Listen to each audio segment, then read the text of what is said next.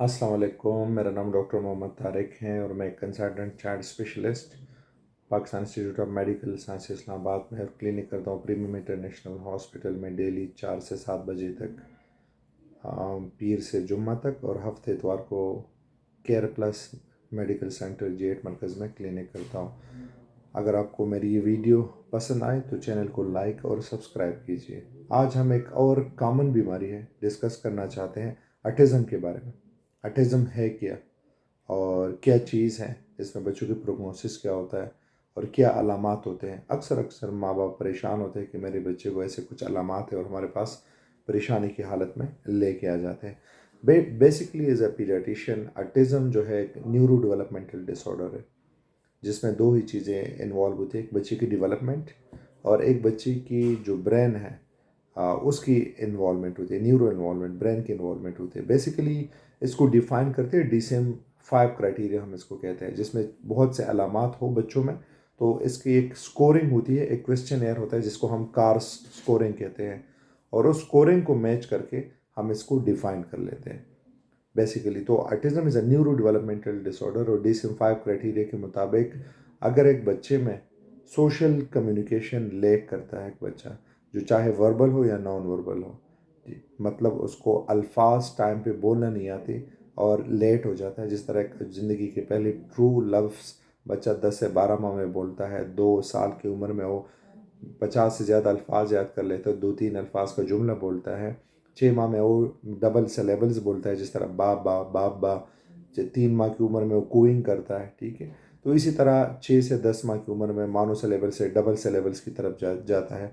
तो ये सब मसले मसाइल हैं।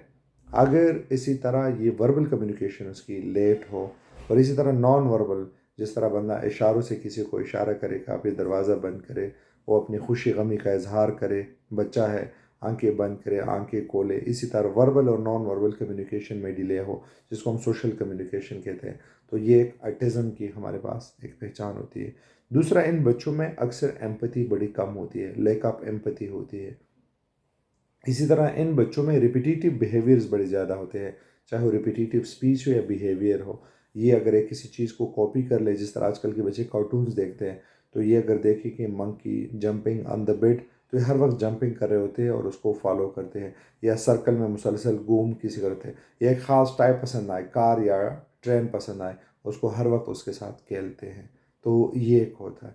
सोशल कम्युनिकेशन में इन बच्चों में ये भी होता है कि दूसरे बच्चों के साथ जॉइंट वेंचर नहीं करते, जॉइंट एक साथ खेलती नहीं है, और उनकी कमांड और वो फॉलो नहीं करते। आप बार बार उनको कहते हैं दरवाज़ा बंद करे, दरवाज़ा खोले, मेरी तरफ देखो, वो तो आपकी तरफ देखती नहीं है, पाँचवीं छठी कमांड पे कुछ ना कुछ रिस्पॉन्स कर देते हैं, और बच्चों के साथ खेलती नहीं है।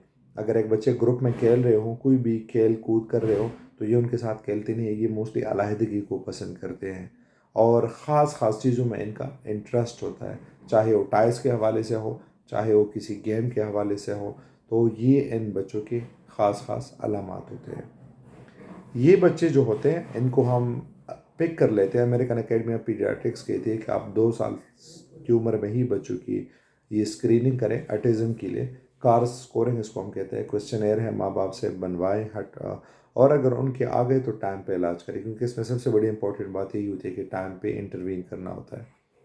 ये कॉजेज़ इसकी क्या है, ये एक बहुत बड़ा सवाल है। तो मोस्टली देखा गया कि इसकी कोई कॉज अभी तक सही कॉजेज़ मालूम नहीं हो सके, लेकिन जेनेटिक फैक्टर्स इसमें बड़े, एनवायरमेंटल फैक्टर्स का बड़ा रोल है कि अक्सर फैमिली हिस्ट्री हो, सिबलिंग्स और इफेक्टेड हो, या फैमिली में ऐसे बच्चे इफेक्टेड हो, या ये भी देखा गया है जो माँ बाप हो जिसकी लेट एज में शादी हो, उनमें भी इफ़ेक्ट कर देता है। और स्पेशली जो सिंड्रोम्स बच्चे होते हैं, सिंड्रोम जिस तरह डाउन सिंड्रोम का बच्चा है, तो उनमें बच्चों में भी ऑटिज़म का रुझान ज़्यादा पाया जाता है।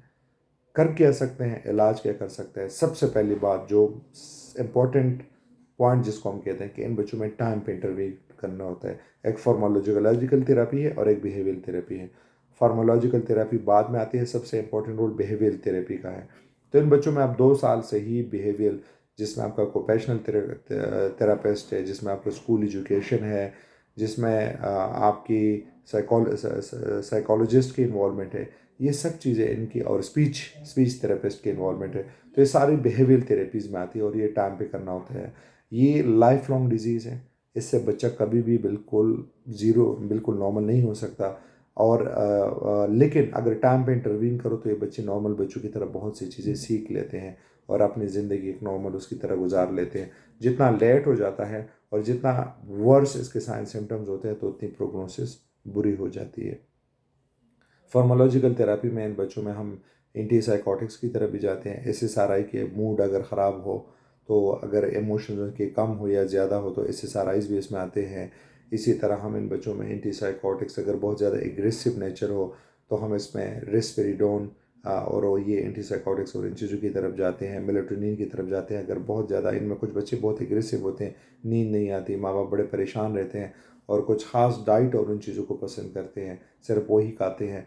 इनमें हमेशा हम स्टिमुलेंट जो कुछ ड्रग्स हैं हम माँ बाप को अवॉइड करते हैं कि आप इनको स्क्रीन एक्सपोजर कम करें। इसी तरह कैफ़ीन, चॉकलेट्स, ये चीज़ें मीठी चीज़ें कम दिया करें क्योंकि एक स्टिमुलेंट होता है और इससे बच्चे और भी जो एग्रेसिव स्पेशली होते हैं तो उनमें और एग्रेसिव हो जाते हैं और वो अपनी नींद भी उनकी डिस्टर्ब होती है और अक्सर एग्रेसिव होते हैं। दूसरे बच्चों के लिए एम्पैथी नहीं होती, चाहे मारते हैं जो भी करते हैं तो उनके लिए एम्पैथी नहीं रखते। और जो हाइपो स्टिमुलेंट होते हैं उनमें कुछ ऐसे होते हैं बिल्कुल खामोश खामोश से कुछ बात नहीं करते तो उनमें हम स्टिमुलेंट ड्रग्स लाइक मिथाइलफिनेरेट और इन चीज़ों की भी इंडिकेशन है। So basically autism is a neuro developmental disorders जो सोशल कम्युनिकेशन चाहे verbal non verbal repetitive skills, lack of empathies, not following commands, lack of eye contact, ये सब चीज़ें इनमें शामिल होती है। तो इन बच्चों में टाइम पे इंटरवीन करना और बिहेवियर थेरेपी बहुत मस्ट है। इसमें अक्सर वालिदैन कंप्लायंस का शिकार हो जाते हैं और वो कंप्लायंस नहीं करते और बच्चे अपने बच्चे को ये बार बार बिहेवियर थेरेपी नहीं करते तो अक्सर वो बच्चों की प्रोग्नोसिस ख़राब हो जाती है और उनको ज़िंदगी में आगे बढ़ना उनके लिए पेचीदा हो जाता है और मुश्किल हो जाता है। और अक्सर देखा गया है कि ये बच्चे अक्सर कुछ चीज़ों में बड़े तेज़ होते हैं, शार्प होते हैं, कभी मैथमेटिक्स में, कभी मेमोरी वाइज, कोई कभी मुख्तलिफ़ किस्म के स्किल वाइज जैसे लाइक बीइंग अ सिंगर या बीइंग एनीथिंग, ठीक है, पेंटिंग वगैरह करना, तो कुछ स्किल्स में ये बहुत ज़्यादा तेज़ होते हैं। तो बेसिकली अगर आप लोग को ये वीडियो पसंद आई हो तो लाइक करें और सब्सक्राइब करें। Thank you.